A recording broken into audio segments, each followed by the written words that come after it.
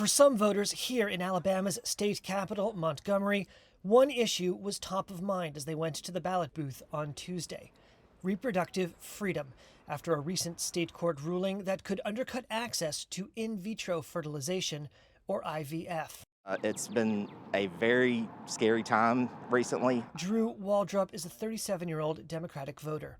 I know people who are in the midst of going through IVF treatment who have been effectively shut down right now, and it's, my heart breaks for them, honestly. And that is a big reason that I went out and voted in the Democratic primary today. Alabama's High Court last month ruled that frozen embryos created by IVF treatments should be considered children. That forced many fertility clinics to pause offering the service, and that pause pushed some voters to the polls. Jessica Rush is a Biden supporter. So many people out here that are trying to have children, and they're using IVF.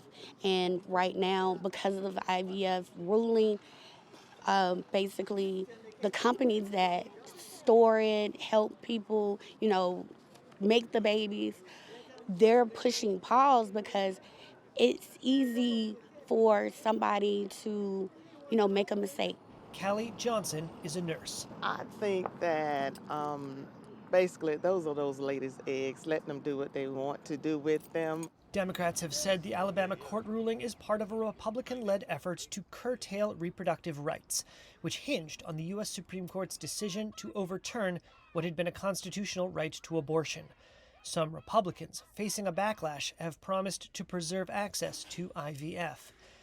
At least one clinic in the state has decided to continue operating as usual, with an exception. Dr. Andrew Harper with Huntsville Reproductive Medicine says his office will no longer discard embryos for now.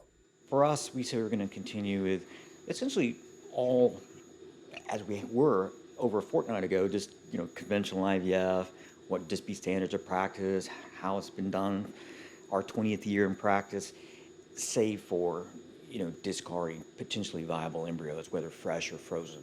And Harper says he's trying to stay out of the political fight. I'm the clinician. I'm just here to help patients, so I'm going to let them settle all that.